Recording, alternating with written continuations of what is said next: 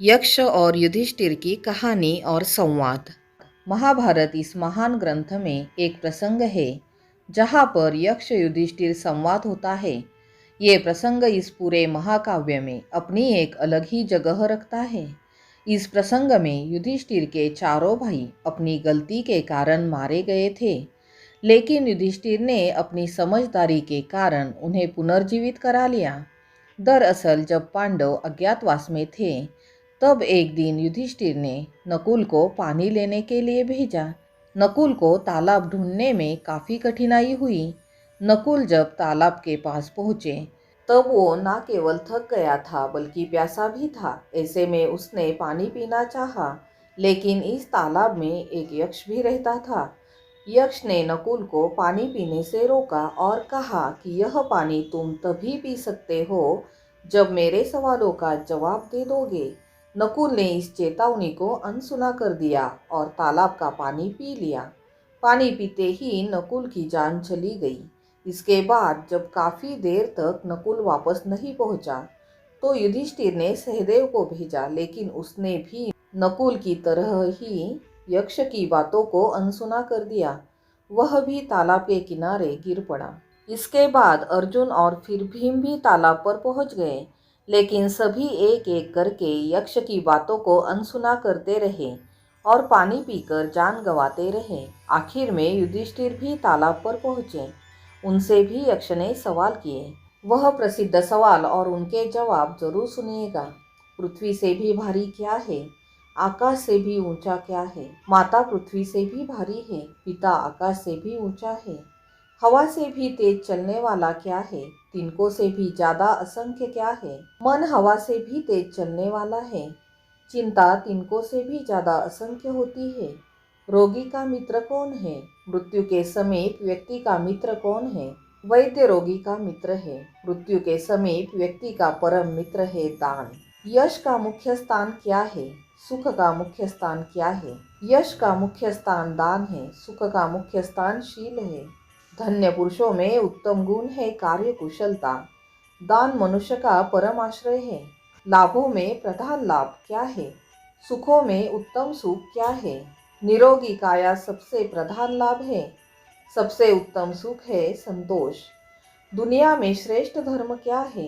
किसको वश में रखने से मनुष्य शोक नहीं करते? दया दुनिया में श्रेष्ठ धर्म है।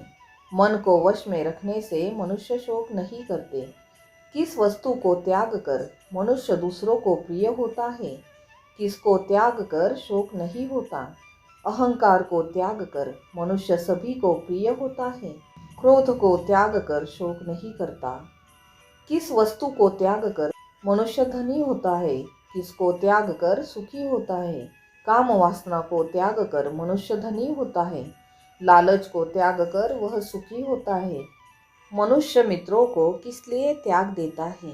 किनके साथ की हुई मित्रता नष्ट नहीं होती। लालच के कारण मनुष्य मित्रों को त्याग देता है। सच्चे लोगों से की हुई मित्रता कभी नष्ट नहीं होती। दिशा क्या है? जो बहुत से मित्र बना लेता है उसे क्या लाभ होता है? सत्पुरुष दिशाएं हैं। जो बहुत से मित्र बना लेता है वह सुख में रहता है। उत्तम दया किसका नाम है? सरलता क्या है? सबके सुख की इच्छा रखना ही उत्तम दया है। सुख दुख में मन का एक जैसा रहना ही सरलता है। मनुष्यों का दुर्जय शत्रु कौन है? सबसे बड़ी बीमारी क्या है? क्रोध ऐसा शत्रु है जिस पर विजय पाना मुश्किल है। लालच सबसे बड़ी बीमारी है। साधु कौन माना जाता है? असाधु किसे कहते हैं? जो समस्त प्राणियों का हित करने वाला हो वही साधु है। निर्दयी पुरुष को ही असाधु माना गया है। धैर्य क्या कहलाता है? परम स्नान किसे कहते हैं? इंद्रियों को वश में रखना धैर्य है। मन के मैल को साफ करना परम स्नान है। अभिमान किसे कहते हैं? कौन सी चीज परम दैवीय है? धर्म का ध्वज उठाने वाले को अभिमानी कहते हैं। दान का फल परम दैवीय है। मधुर वचन बोलने वालों को क्या मिलता है? सोच विचार कर काम करने वाला क्या पाता है? मधुर वचन बोलने वाला सबको प्रिय होता है। सोच विचार कर काम करने से काम में जीत हासिल होती है। सुखी कौन है? जिस व्यक्ति पर कोई कर्ज नहीं, जो दूसरे प्रदेश में नहीं है वही सुखी है। आश्चर्य क्या है, हर रोज संसार से प्राणी यमलोक जाते हैं, लेकिन जो बचे हुए हैं वे सर्वदा जीने की इच्छा रखते हैं। इससे बड़ा आश्चर्य क्या होगा। सबसे बड़ा धनी कौन है? जो मनुष्य प्रिय अप्रिय सुख दुख अतीत भविष्य में एक समान रहता है, वही सबसे बड़ा धनी है। इस प्रकार यक्ष ने अनेक सवाल पूछे और धर्मराज युधिष्ठिर के जवाबों को सुन बहुत प्रसन्न हुए और उन्होंने उन्हें पानी पीने की अनुमति दी तथा उनके सभी भाइयों को पुनः जीवित कर दिया। कथा अच्छी लगी हो तो लाइक, सब्सक्राइब और शेयर कर दीजिएगा। धन्यवाद।